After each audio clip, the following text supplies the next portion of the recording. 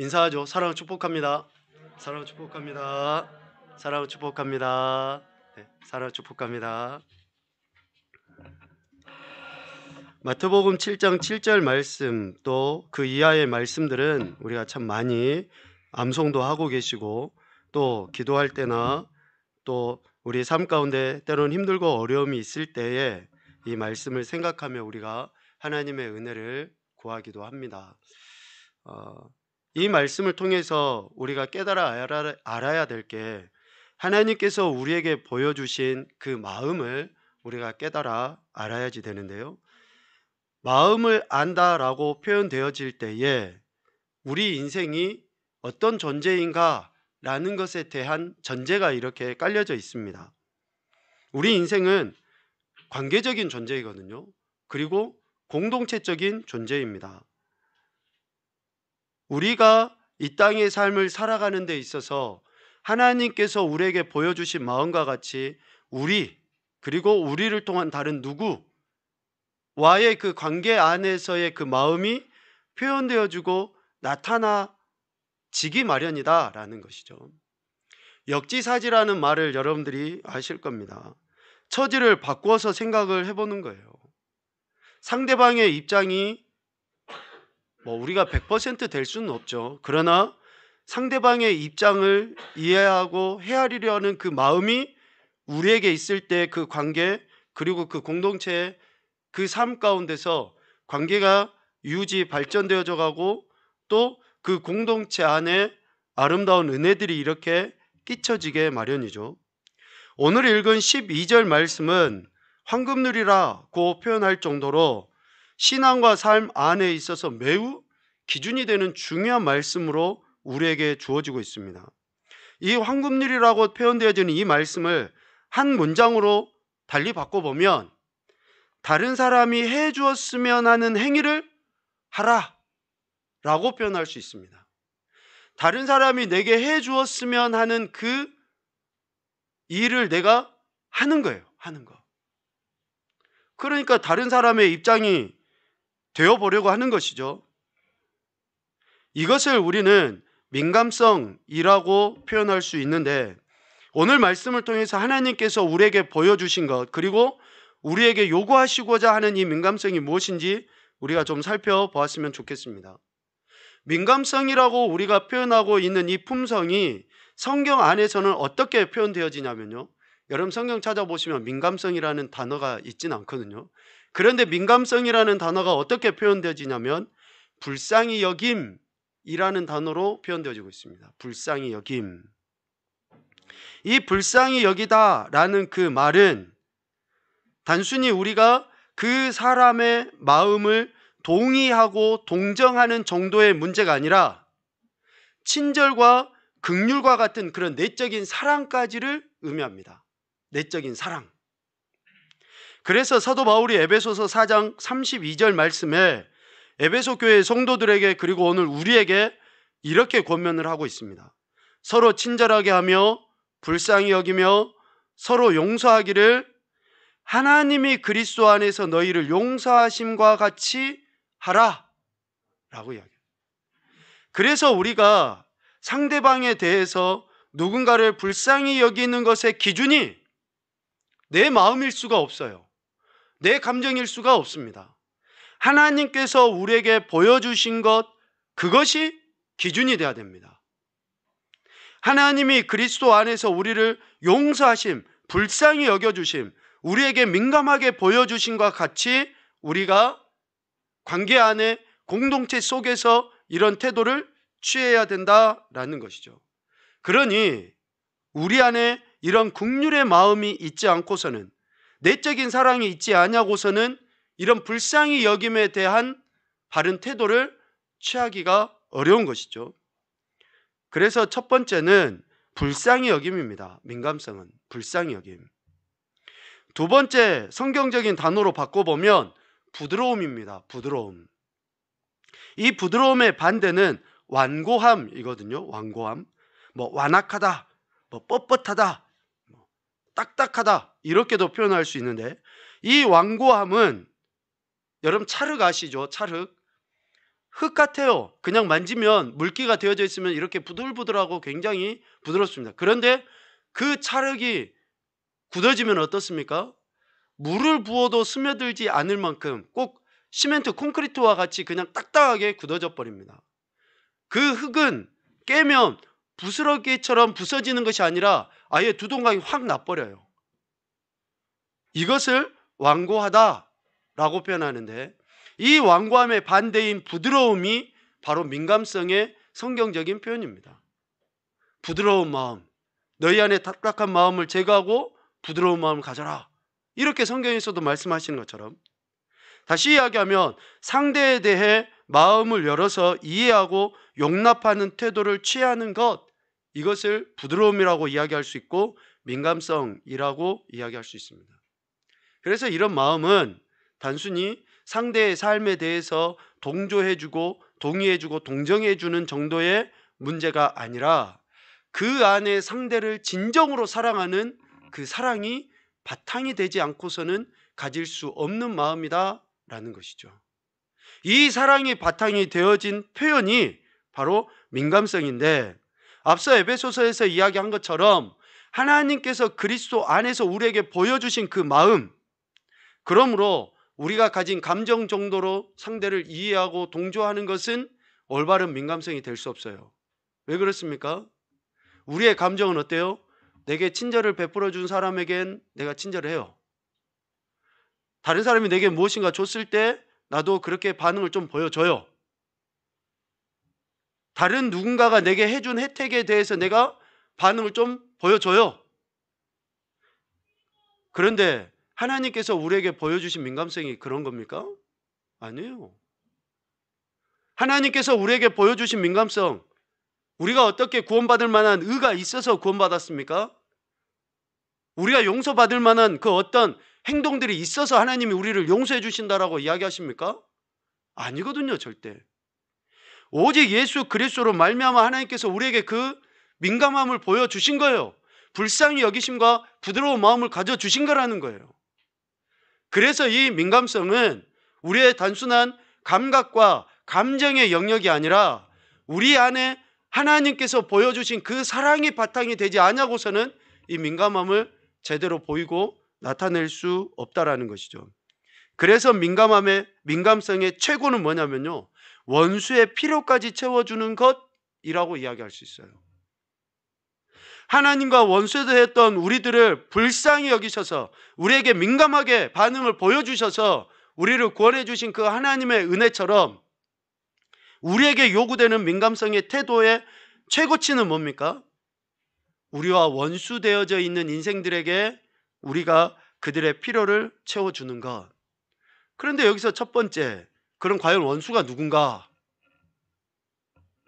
철천지 원수, 부모 죽인 원수, 이렇게 우리가 원수라고 할 때 진짜 그 사람들이 원수. 그런데 우리 안에 그런 원수들이 없잖아요, 솔직히. 그러면 이 말씀이 우리하고 상관이 없습니까? 아니에요. 나와 어떤 갈등의 관계에 있는 사람, 갈등의 관계가 있다 하지 않더라도, 그가 내게 아무것도 안 주었다 할지라도, 나는 줬는데 그는 그런 것과 상관이 없는 삶을 산다 할지라도, 나는 그를 위해서 기도하고 그를 축복했는데 그에게부터 돌아오는 것이 그런 것이 아니라 할지라도 어때요? 우리가 이런 태도를 취해야 된다는 거죠. 주님이 우리에게 보여주신 것과 같이. 그래서 잠언 25장 21절과 22절 말씀, 사도 바울이 잠언의 말씀을 가지고 로마서를 통해서 이야기하셨던 것 같이 12장 20절에 이야기하는 것처럼 원수들에게 그렇게 하는 거예요. 나와 관계성 속에 있는 그 어떤 사람에게도 이렇게 하는 거예요. 우리 25장 21절 22절 말씀 읽어보겠습니다. 시작.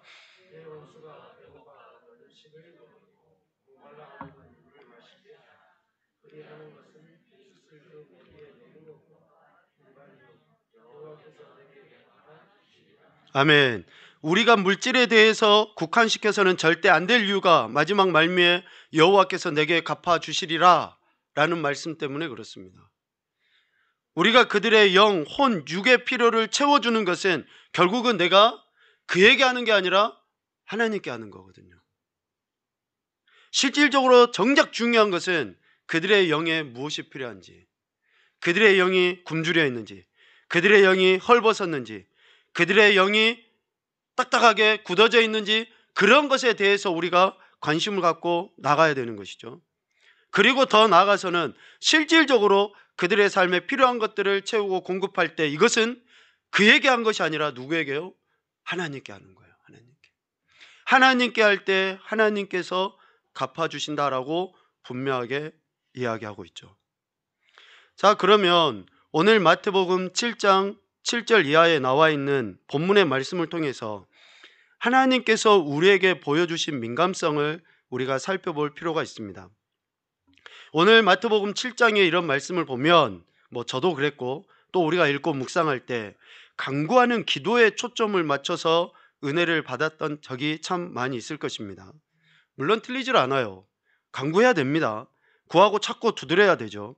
그런데 이 기도해야 될 이유가 어디에 있느냐? 이 기도해야 될 이유가 어디에 있느냐? 라는 것을 우리가 간과해서는 결코 안 됩니다. 이 본문에 대전제가 있어요. 이 본문이 나올 수밖에 없는 전제가 뭐냐? 하늘에 계신 우리 아버지 하나님께서는 구하는 자에게 좋은 것으로 주신다라는 것이 전제예요.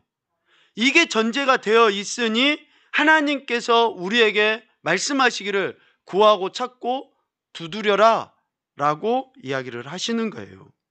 다시 말하면 하나님 아버지는 우리에게 매우 민감하시다라는 거예요. 우리의 삶에 무엇이 어떠한지 필요한지 모든 것을 다 꿰뚫어 알고 계시는 그 하나님이시라는 것이 전제되어 있다는 거예요. 그래서 11절 말씀에 이렇게 이야기하죠. 너희가 악한 자라도 좋은 것으로 자식에게 줄 줄 알거든 하물며 하늘에 계신 너희 아버지께서 구하는 자에게 좋은 것으로 주시지 않겠느냐? 육의 아버지도 자녀가 구하는 것들에 대해서 좋은 것으로 주려고 해요. 심지어는 모든 사람들이 악하다라고 평판을 하는 그런 악한 아버지라 할지라도 자식이 구하는 것은 좋은 것으로 주려고 해요. 자식이 위험한 것을 구하면 악한 아버지도 그 위험한 것을 주려고 하질 않아요. 대신에 안전하고 더 좋은 것을 주려고 해요. 이것이 우리 인간의 모습이고 또 보편적으로 상식적인 이야기라는 거예요. 요즘에 상식이 많이 깨지기도 했지만 여간 그렇다라는 것입니다. 근데 이 말을 우리가 오해해서는 안 돼요. 우리가 무조건 구하면 준다. 무조건 바라는 것은 다 이루어진다. 그러면 좋죠. 그런데 우리가 바라는 것, 우리가 원하는 것이 하나님이 바라시고 하나님이 원하시는 것이냐? 라고 생각해 보면 생각은 좀 달라져요. 그죠? 앞서 이야기한 것처럼 내가 원하는 것이 진짜 좋은 거다. 위험하지 않고 안전하고 소위 말하는 하나님의 뜻을 따라서 구하는 것이다 라고 어느 누가 이야기할 수 있어요? 어느 누가? 결코 그럴 수 없거든요. 그래서 이 말씀은 악한 자라도 자녀들이 요구하는 것은 무엇이든지 다 들어준다는 것이 아니고, 악한 자라고 세상 사람들이 평판을 듣는 그 부모라 할지라도 위험한 것, 좋지 않은 것은 요구하면 들어주지 않는 거예요. 대신에 그 아이에게, 그에게 적절한 것을 주는 거죠. 그래서 구하고 찾고 두드려라라고 이야기하는 거예요. 무엇을요? 내 필요가 아니라 아버지의 뜻을, 내가 원하는 것이 아니라 아버지의 마음을, 내 기준이 아니라 육신의 삶의 형편이 아니라 하나님이 원하시는 것이 무엇인지를 구하고 찾고 두드리는 거예요. 그러할 때에 아버지께서 내 필요에 따라서, 내 삶에 따라서 적절한 것을 허락하시는 거죠. 그 적절함을 좋은 것이라고 해요. 좋은 것. 그 적절함을 좋은 것이라고 이야기합니다. 아이들이 쓴 거 싫어하잖아요. 그런데 엄마들은 먹이려고 해요. 왜? 좋은 것이니까. 좋은 것이니까. 낫게 해주려고. 우리는 입에 단 것을 찾아요. 그런데 입에 단 것은 결과적으로 우리의 몸을 해치기 때문에 부모는 아이를 사랑해서 입에 단 것보다도 조금은 쓰지만 몸에 좋은 것을 주려고 하는 것이 부모의 마음이거든요. 그래서 하나님께서 우리에게 이 좋은 것을 우리에게 허락해 주시는 거예요. 그러면서 주님이 하물며 하늘에 계신 아버지일까 보냐라고 이야기해요. 하나님 아버지가 우리에게 세상의 악한 아버지도 이러할진데 하나님 아버지는 당연히 좋은 것으로 우리에게 주시는 분이시다라고 이 전제를 이야기하고 있어요. 이 전제를. 그래서 이 전제 하에 오늘 본문이 기록되어져 있는데 본문의 핵심의 내용은 그거예요. 하나님은 우리의 삶에 이처럼 민감하게 반응하신다. 민감하게 반응하신다. 그래서 8절 구하는 이마다 받는 것이고 찾는 이는 찾아낼 것이고 두드리는 이에게는 열리게 된다 라고 이야기해요. 왜? 민감하게 반응을 하시니까 이런 일이 우리에게 이루어지게 된다라는 것이죠. 하나님께서 자녀된 우리들의 삶에 구체적이고 세밀하게 반응을 보이신다라는 거예요. 얼마나 하나님의 은혜가 우리 삶 가운데 조목조목 이루어지는지를 우리가 알 수 있어요. 그래서 좀 이야기가 이렇게 비껴가지만 부모와 자녀의 이 관계를 통해서 우리는 참 많은 은혜들을 얻습니다. 그래서 우리 아이들이 커가는 모습들을 보면서 하나님 마음을 깨달아 알 때가 참 많아요. 그러니 얼마나 아이들이 우리에게 소중하고 그 아이를 통해서 우리가 하나님의 사랑을 깨닫게 되니까 얼마나 값진 일입니까? 아이를 키우는 일이. 그래서 우리 부모된 우리들이 더 성실하게 주어진 책임대로 잘 아이들을 양육하는 것은 반드시 필요하다라는 거예요. 이처럼 하나님께서 우리에게 구체적으로 세밀하게 은혜를 베풀어 주시는데 누가는 뭐라고 이야기하냐면 그 좋은 것을 바로 성령이라고 해요. 성령. 누가복음 11장 13절 말씀 우리 읽겠습니다. 시작. 할지라도 좋은 것을 자식에게 줄 알거든 하물며 너희 하늘 아버지께서 구하는 자에게 성령을 주시지 않겠느냐 하시니라. 아멘. 그래서 하나님께서 우리에게 주신 최고와 최상의 좋은 것은 곧 뭡니까? 성령 하나님이셔요. 할렐루야. 여러분 축복합니다. 여러분 안에 성령 하나님이 계시다는 것 이 자체가 엄청난 축복이라는 거예요. 하나님이 우리에게 민감하게 반응하셔서 우리에게 주신 놀라운 축복이라는 거예요. 그러니 우리가 하나님 앞에 어떤 태도를 취해야 되겠습니까? 우리 안에 계신 성령님을 통해서 이제는 하나님께 나가는 거예요. 우리 안에 계신 성령님을 통해서 하나님의 뜻을 알려고 하는 거예요.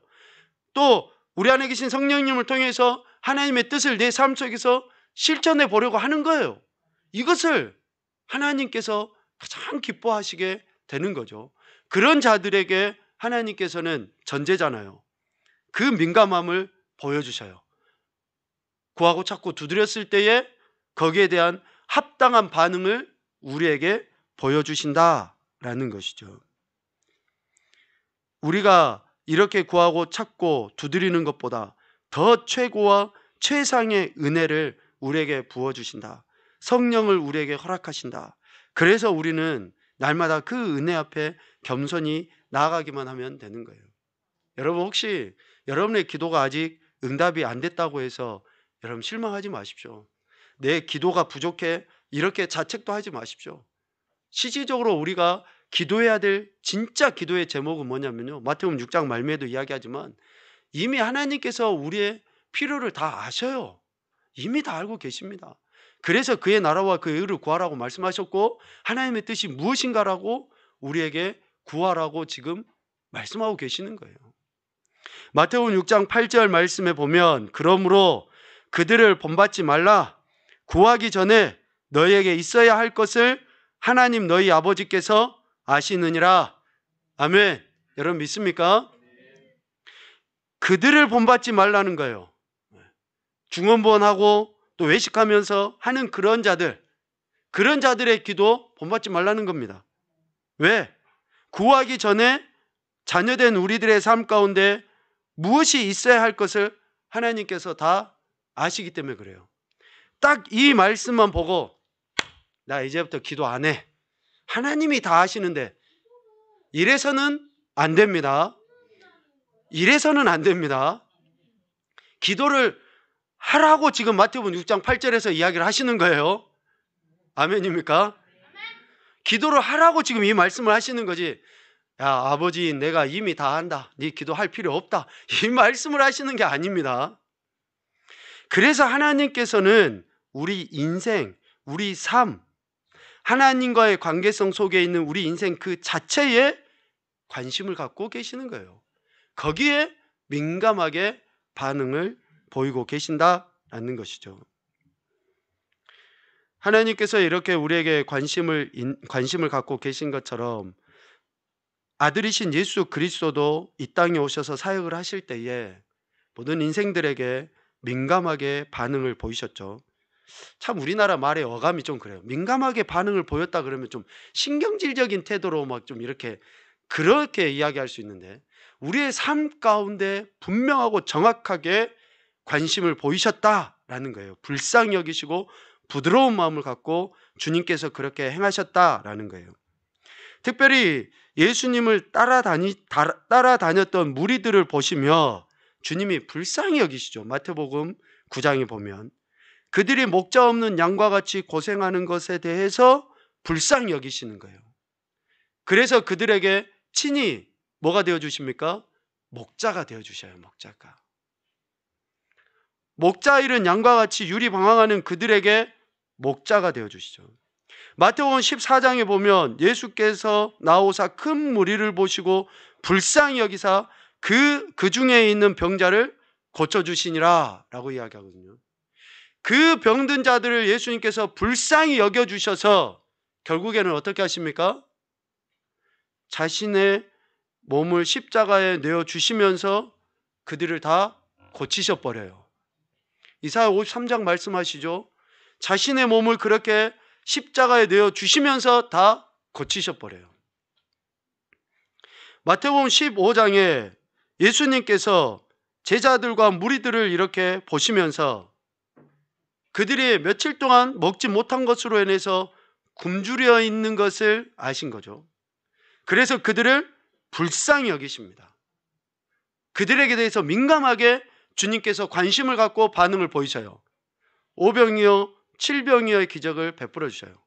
그들의 먹을 것을 채워주십니다. 지금도 예수님께서 성령 하나님을 통해 우리의 영적 이 가람을 해결해 주시기 위해서 우리에게 말씀을 생각나게 하시고 깨닫게 하시고 영의 양식을 우리에게 지속적으로 공급해 주시는 거예요. 그 민감성을 주님께서 우리에게 보여주셨다라는 거죠. 이처럼 예수님께서 당시의 백성들과 오늘 우리에게 보여주신 이 민감성은 단순히 동정 정도의 문제가 아닙니다. 단순히 동정, 마음으로 그냥 조금 불쌍히 여겨주는 것과 같은 그런 감각적인 것에서 멈추질 않아요. 예수님께서 보여주신 이 불쌍히 여김은 결과적으로 우리 인생을 구원하는 것으로 나타났습니다. 이것을 히브리서 기자는 체휼이라고 이야기해요. 체휼. 자신의 몸으로 직접 살아내셔버린 거예요. 마음에서 동해서 그 정도에 멈추는 것이 아니라, 감정에서 멈추는 것이 아니라 자신의 몸으로 직접 그것을 살아내셔버려요. 이것을 체휼이라고 이야기합니다. 체휼. 그래서 가고 오는 모든 세대를 위해 예수님께서는 십자가 대속의 죽음을 당하심으로 그들에게 진정한 구원의 은혜를 베풀어 주신 거죠. 디도서 3장 5절에서 이 말씀을 합니다. 우리 같이 보겠습니다. 우리를 구원하시되 우리가 행한 바 의로운 행위로 말미암지 아니하고 오직 그의 긍휼하심을 따라 중생의 씻음과 성령의 새롭게 하심으로 하셨나니. 아멘. 우리의 의가 결코 될 수가 없다라는 거예요.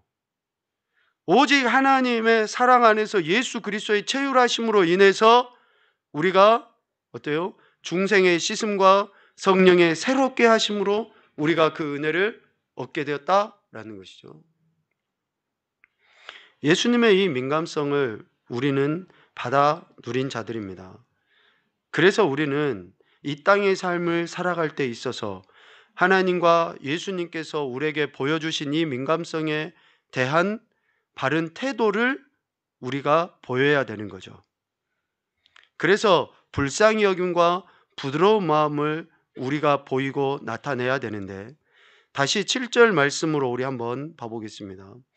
구하라 그리하면 너희에게 주실 것이요 찾으라 그리하면 찾아낼 것이요 문을 두드리라 그리하면 너희에게 열릴 것이니 라고 할 때 이 구하고 찾고 두드리는 것은 내 육체의 소욕을 위해서 구하는 것이 아닙니다. 내 삶에 필요한 것들만을 구하라고 지금 간청하라고 간구하라고 이 말씀을 우리에게 주신 것이 아니에요. 12절 말씀과 연계해서 7절 말씀에 보면 그러므로 무엇이든지 남에게 대접을 받고자 하는 대로 너희도 남을 대접하라. 율법과 선지자들이 했던 핵심의 말씀이 바로 이 12절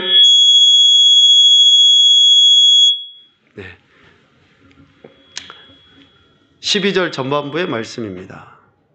네. 괜찮습니다. 예. 예, 그 정도 내려놓으시죠.